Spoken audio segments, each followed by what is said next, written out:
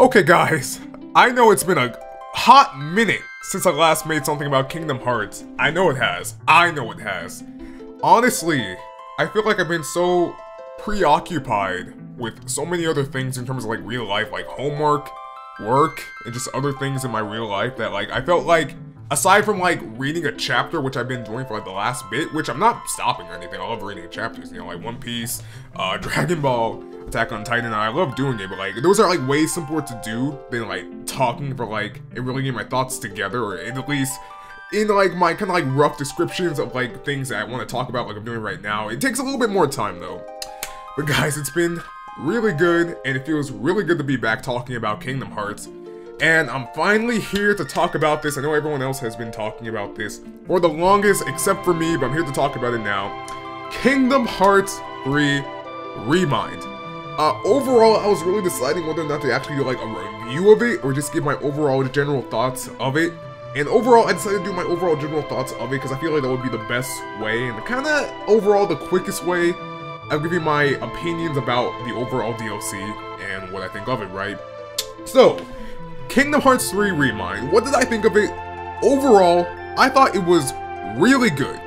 It wasn't perfect, but in terms of how the base game of Kingdom Hearts 3 gave out its original ending and I guess overall view of the game, in terms of that, I feel like it did really good in fixing a lot of the problems and situations I had with the ending of Kingdom Hearts 3. Now, in terms of like the overall view of Kingdom Hearts 3 of the game as a whole, I feel like there were problems with the game as a whole that not even the DLC could fix, because like the problems I had with Kingdom Hearts 3 kind of were problems I saw as a whole, where like it wasn't specifically the ending. There were things with the ending, but like I feel like a lot of the situations and kind of complications I had with Kingdom Hearts 3 as a whole were kind of based around the kind of like basis of the game in general, like the overall story in general. And I feel like in terms of DLC, it can't really do that. But in terms of the ending, at least, of how they made their ending, I feel like it helped a lot. Now, how did this help a lot? Pretty much the main reason why I felt like it helped a lot was because there were many things in the ending of Kingdom Hearts 3 that I felt like were either very rushed, very explained, or unexplained, or never shown at all. And I feel like with the Kingdom Hearts 3 dev team and Tetsuya Nomura, they really took in that feedback that we as a community of Kingdom Hearts 3 had and really addressed it.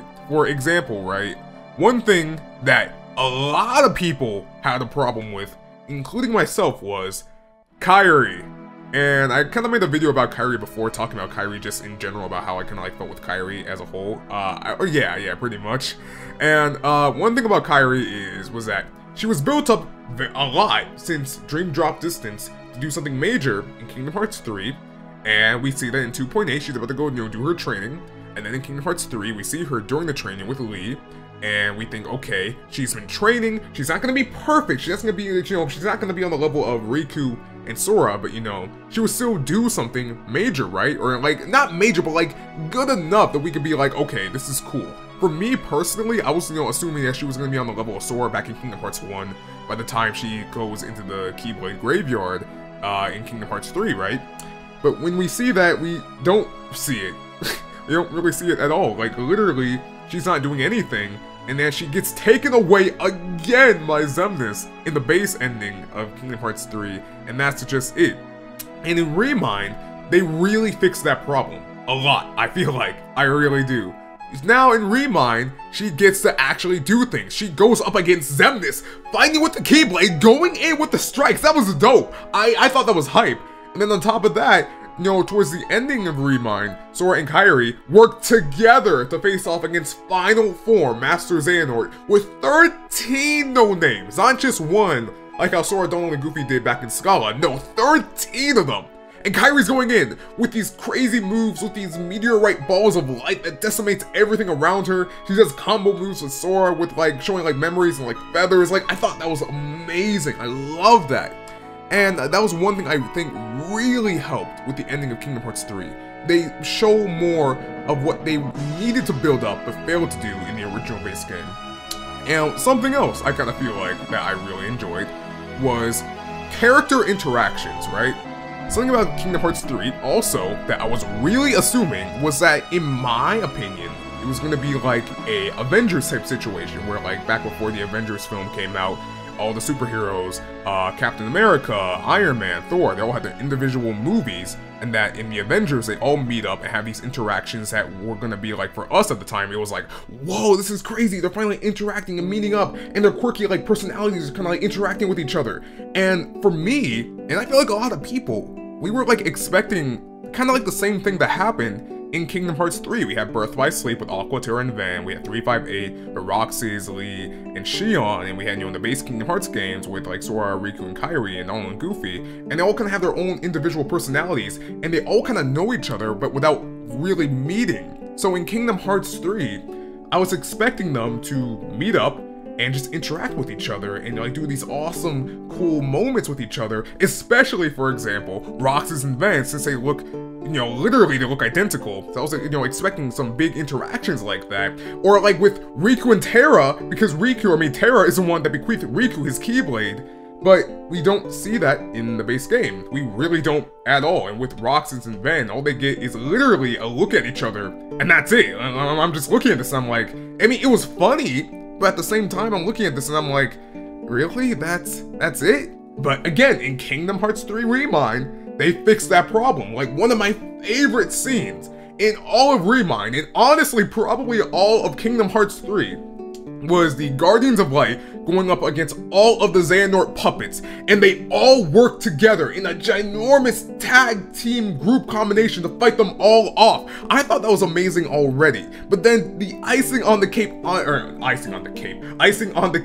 on top of that is that while they're all fighting, they all have these interactions with each other. You see Roxas talking to Van, and he's like, so, you're Roxas, right? Wow, you're pretty cool. And Van's like, yeah, you're not too bad yourself. I was like, dude, that's crazy. And then on top of that, you see Riku working with Terra, and they do the tag team combo, and you see Terra saying, so, you finally found the strength to protect what matters, only because you helped me. I was like, dude, this is so hype, let's go. This is what I wanted in the base game. Or at the very least, or actually, yeah, in the base game. I was gonna say base ending, but no, overall base game. I'm glad at the very least we got it in the ending, because we didn't get that at all in general, and that was something I really enjoyed. And you see Roxas, Ventus, and Xion all working together. You see Mickey, Aqua, and Xion doing like the magic combination, working together to like deflect all of these Xehanort puppets.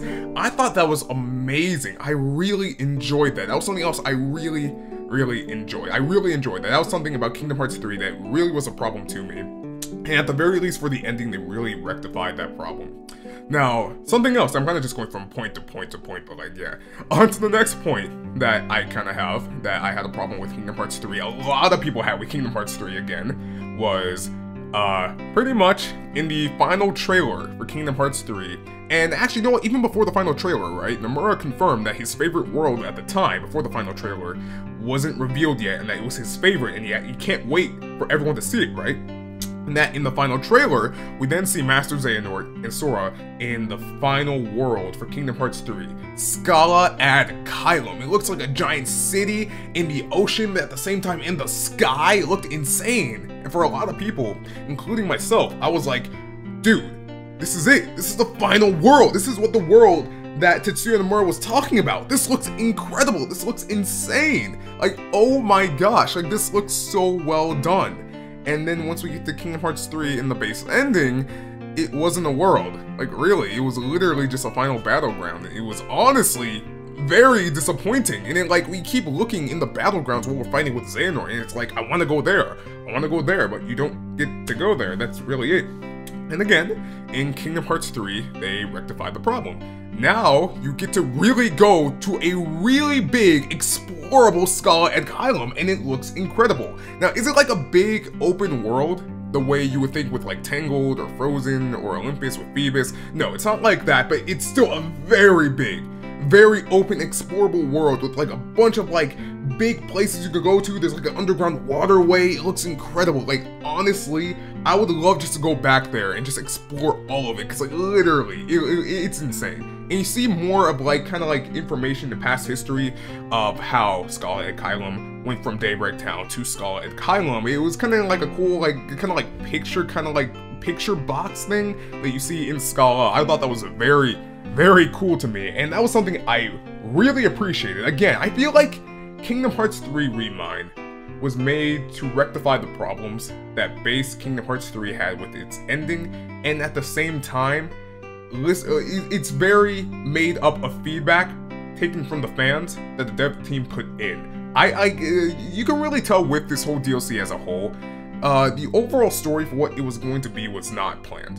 And you can tell because it takes in a huge amount of feedback from the Kingdom Hearts 3, community and fandom. So it kind of proves to me that this is not something that they were planning a story and all of it was planning back before Kingdom Hearts 3 was even done. This is something that they planned after it was done. And I feel like that's a really good thing. I mean, it can be seen as a good thing or a bad thing because let's say they did have an original idea for what Kingdom Hearts 3 ReMind was going to be. They kind of threw that out the window to give us what we wanted because we were complaining a lot about situations with Kingdom Hearts 3 and its ending, which I'm not saying is a bad thing, but it can be seen as a bad thing depending on the person, I guess. I mean, for me, I don't, because I felt like, personally with me, there were so many problems with Kingdom Hearts 3, especially the ending, that I was like, it just really annoyed me. It really annoyed me, especially considering that, just being honest, I have waited over a decade for this game. I really have. I played all the games. I read all the interviews. I was completely up to date. I still am completely up to date with the whole story. And then, I felt like this game felt very lackluster to what it was building up to. I feel like, and I'm just gonna be honest about it. I love Kingdom Hearts. Kingdom Hearts is my favorite video game series of all time. I love it. But I felt like Kingdom Hearts 3 was very lackluster. Now again, with the DLC in mind, it doesn't fix the problems with Kingdom Hearts 3 as a whole. I feel like the problems with Kingdom Hearts 3 as a whole can't be fixed. I feel like the problems are too ingrained with what the game is in it of itself, that even a DLC can't fix it. But at the very least though, it fixes the problems with the ending they established for Kingdom Hearts 3. And I feel like in terms of that, I really do enjoy that. I really do appreciate that. Now, I guess going on to kind of the last bit, I kind of feel like, is the data battle. Actually, no. Second to last thing. The data battles. I really enjoy the data battles. Now, one thing about me that I'm gonna be honest about, in terms of story, I know Kingdom Hearts like the back of my hand. Literally, everything about it. But in terms of some gameplay aspects, I have not fully done. And one of the things back in Kingdom Hearts 2 that I have not fully accomplished or finished off was the data battles with the original organization. I did it some, but not enough where it's like I did the whole thing. I did the Cavern of Remembrance up to the kind of the area where the data battles would be able to do in Kingdom Hearts 2, but I never fully finished them at all. I did some, but even then I didn't finish them all. But yeah, but with the things that I have played, I will say this, I enjoy Kingdom Hearts 3 data battles way more than Kingdom Hearts 2. They actually give you an insane challenge with the data battles in Kingdom Hearts 3. Literally, in my original first playthrough of Kingdom Hearts 3, I played the whole thing on critical. That crap is freaking hard. Literally, with me, you actually have to think heavily about what you do, what you equip, what recipes you have, what full course meal you have, what items you have. It really makes you think and really strategize how you want to do it with every single boss fight in the data boss battles. With me, again, I was playing on critical. I had to be level 99. I had to max out all of my keyblades. I had to make sure I got the right recipes and the right ingredients to make the right meal. I had to make sure I got the right, pretty much potions, ethers, mega elixirs. I had to make sure I got all of that right. Because it does, you really have to strategize. Every single boss fight in the data battles is very thought out, very well made, and they're very detailed. They're all not the same person or the same kind of person you play against with the same kind of strategy of how you fight them. They're all different and very unique. It really is. I feel like my favorite boss fight in all of the data boss fights, in my opinion, had to be Young Xehanort. I thought he was very thought out. It was very detailed. And pretty much when he does his DM, I thought that was super cool with the way he does his DM. I thought that was very cool and very well made. And that is one thing about Kingdom Hearts 3 ReMind I heavily enjoyed. I really enjoyed the data boss fights. I feel like in terms of comparing it to Kingdom Hearts 2, I enjoyed the data boss fights in Kingdom Hearts 3 way more. From what I played from 2, I enjoyed it way more. Now, I know some people can say like, oh, well, dude, you haven't played the whole thing of KH2, so you wouldn't know. And I don't know, you're right about that. So from what I have played, from what I have tried in Kingdom Hearts 2, from the boss fights, from the data boss fights, I enjoy Kingdom Hearts 3 data boss fights way more. Now, going on to the last thing is the secret episode. Okay, now, I'm gonna be real about this again.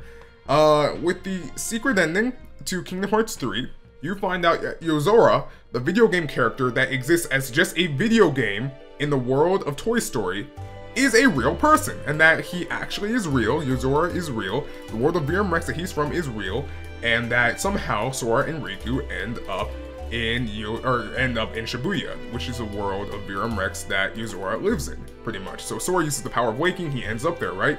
And I honestly, I'm gonna be real about this, I hated that secret ending. Because I feel like with the secret endings in Kingdom Hearts, it just as a whole, they always give you enough so it's like it's a mystery, but you can still make assumptions and guesses and theories based on what you see in the secret ending.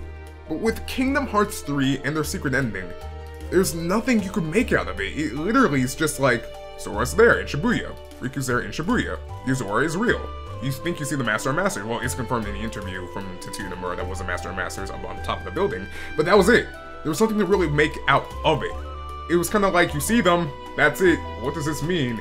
It doesn't even make a lot of sense because, you know, he's a video game character, and I know people have been making up the theory of the multiverse theory, but there was nothing to really back that up. It's just, overall, just a theory, just a guess. There's no, like, conclusive information or factual information to really make the claim that it's, you know, in a big multiverse of the Kingdom Hearts universe. It's just one universe out of like a bunch of others, and that Yozora is from another universe. There's no factual claim to really kind of like make that assumption. We all just kind of guess just because of just theories, because of like, oh, Yozora is a video game character in Toy Box, you know, he's here in the real world, so that was just the theory, right? And while I still kind of hold true to my overall opinions of the secret ending, I'm gonna be real about this too. I heavily enjoyed the secret episode. Honestly, okay, listen. I really enjoyed it. Yozora is, honestly, in my opinion, the best secret boss in the entire Kingdom Hearts series. Hands down. I really do believe that. He is so detailed with everything he does. And you know what? I'm getting ahead of myself. You know what? Wait a minute. Let me go back. Pretty much, Sora wakes up in the final world, right? Or, yeah, pretty much. He wakes up in the final world. Kind of weird because, again, Chirithy said you would disappear just completely from this world, and from your old world you would disappear completely, but somehow he's in the final world, and it's nighttime, right? And you see Yozora there, right? And you're kind of wondering, whoa, Yozora, he's here. How is he here? And you find out that from Yozora, from what he explains, is that he accidentally wandered into this place, the final world, and went through some trials, pretty much. And that at the end of it all, he was told by some mysterious person to save Sora. And that by saving him, somehow he has to fight him and defeat him. And it's like, what? It's really weird. And you're kind of like looking at this, you're kind of like, what? But you can make assumptions from it based on kind of like old information that we kind of know. Because it's kind of like, okay, from the trailer that we see in Toy Box of Yozora, you see him and his friends trying to like save this girl that is, I guess, captured by robots. And that you realize back in the final world, Sora meets a star that tells him about someone that she knew that got changed. So it's like, oh, that's the same person. The girl that we see in the commercial is the same person Sora talks to in the final world. And that, like, Sora said to her back in the final world, I'll find him for you and tell him about you, that, like, you're here and that, like, you should go get you. And she's like, okay. So it's like, okay, now we can make assumptions and make factual evidence claims and, like, guesses. And that's something I really enjoyed. It kind of fixed the problems with the secret ending. I mean, it doesn't entirely, because, I mean, it does, but it doesn't, because it's kind of like, can we really use the DLC as an excuse to justify the secret ending now? I guess, but I feel like at the same time, you shouldn't have to pay money in order to justify and understand things that you shouldn't understand in the base game. But at the very least, we do understand it now, right? So with that, I feel like, okay, it's all good now. But yeah, as you see in the boss fight ensues, and again, like I was saying before I interrupted myself, the boss fight with Yozora, honestly, is probably the best boss fight I've ever faced against in any Kingdom Hearts game, period. I faced off against the mysterious figure in Birth by Sleep. I faced off against the what's-his-face from Dream Drop Distance. I played some of the Lingering Will. I mean, I played him enough to know that he's super hard. Again, gameplay-wise, I haven't done everything with Kingdom Hearts, but yeah, I played him enough, though, where I know, yeah, he's definitely hard. I played a lot of the secret bosses in a lot of the Kingdom Hearts games. He is hands down without a single guess, or like, without anything, is the hardest boss fight in the entire Kingdom Hearts series.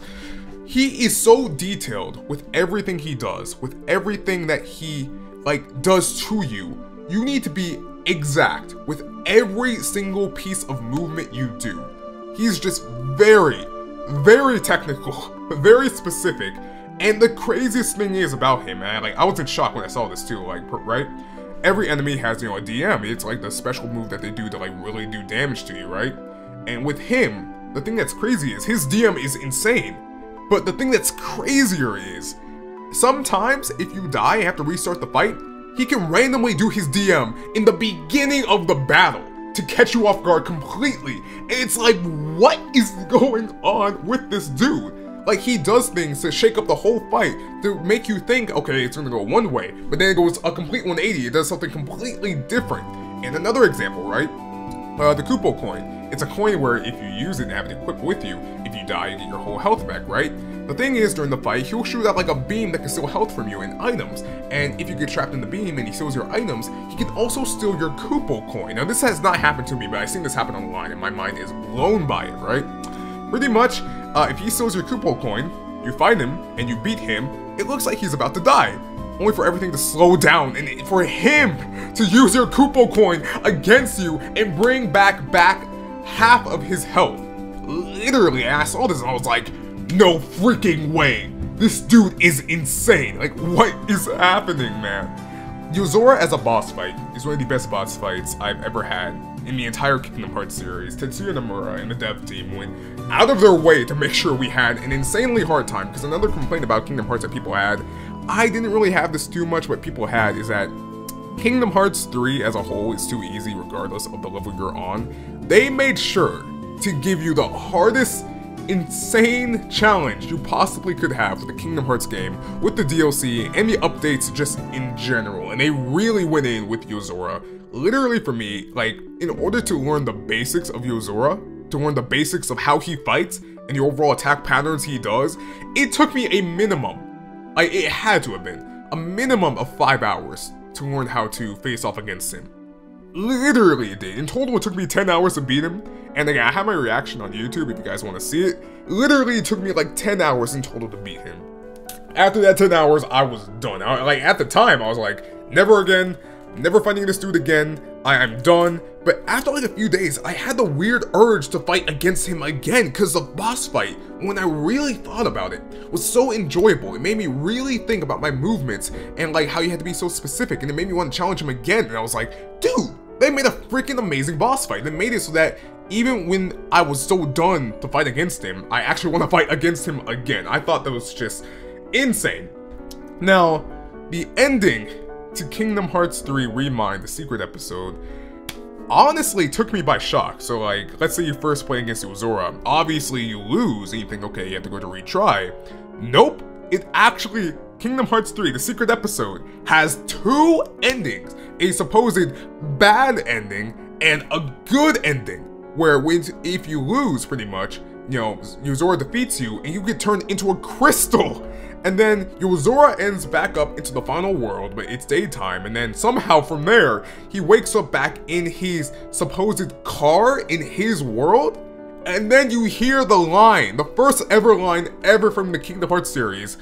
I've been having these weird thoughts lately, like, is any of this for real or not? And it's like, what? You hear Yozora and Sora talk at the same time when they're saying that, and it's like, what is going on? You don't know what's going on. Like, are they like the same people, just parallel from each other from like different universes? You don't know.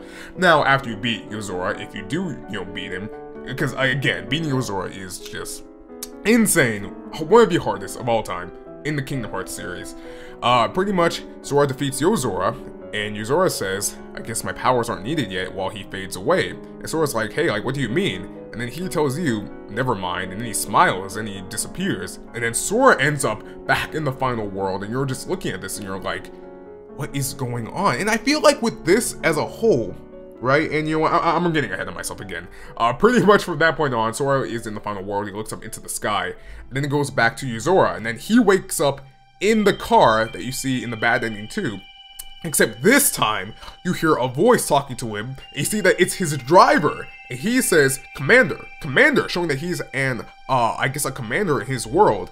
And you hear, and you kind of see from his haircut, that the driver in the car is Luxord! The same Luxord that's in the organization, both the old and new. He's like, impressive. Is it not? And you're just looking at this and you're like, what is going on? Now I'm really just like, what is going on? And then again, the same line happens again where he's like, I've been having these weird thoughts lately. Like, is any of this for real or not? None of this makes sense to me, except this time when, you know, they say the last line. Sora is saying that, and not Yuzora, like in the bad ending. And then it just ends. Like, I don't know, like, I feel like with this overall secret episode, it doesn't annoy me like how the secret ending does. Like, because one, the boss fight is amazing. And two, with what they show in terms of like lore and stuff, I feel like there's more to make out from it and like understand from it than how we got from the secret ending. Like, we can now make assumptions and guesses. Like, that's Luxord. You could tell. You can hear it. You can see from the haircut. Now, I know some people may say, hey, that may not be Luxord. It looks like Luxord. It sounds like Luxord. The haircut is the same. Blonde hair, everything. Like, I don't know. It's like, you can make assumptions. Like, okay, how is Yuzora and Luxord here in this world? And also, in the Kingdom Hearts universe at the time? Is it through dreams? As we see, you know, Yuzora wakes up. Did Yuzora get to the Kingdom Hearts universe through dreams? If it is another universe, like, you don't know, but you can make assumptions based on what you know now. And I really enjoy that. You didn't get to have that with the secret episode. There's something to really make assumptions out of, in my opinion. But yeah, like, I don't know, like, I just really enjoyed it for those reasons. And I feel like with Kingdom Hearts 3 ReMind as a whole, it just gives you what you wanted to see in the base ending of Kingdom Hearts 3. Now, again, I said this kind of before, does it justify having to pay money in order to get things that should have been in the base game? No, it doesn't. In my opinion, it really doesn't. But at the very least, I'm glad that we now have it than not have it at all. And I know people can still say that doesn't count. It still doesn't fix the main issue with having to spend money and not having it in the base game. And you're right about that. But at the very least, with me, at the very least, I enjoy that we have it just in the general sense. And this is my overall very rough overall thoughts of Kingdom Hearts 3 ReMind. This was kind of all over the place. I tried to make it as, you know, stable and kind of like organized as I possibly could. But these are my overall thoughts of Kingdom Hearts 3 ReMind. As a whole, I really enjoyed it. It just gave me things that I wanted in the base game. It doesn't fix the game and the problems that it had as a whole, but for me at the very least, it fixed a lot of the problems with the ending of Kingdom Hearts 3. But what do you all think? Did you enjoy it for the points I brought up, or maybe for other points I didn't bring up, or maybe you didn't enjoy the DLC at all and there are some things in the DLC that you didn't like? Overall, I would love to hear your opinions about this. You can comment in the comment section down below. You can like the video or subscribe to me if you want to see more content, guys. Overall, I hope you all have a great, joyous, and amazing day. So I'll catch y'all later, okay? Until the next one. Peace.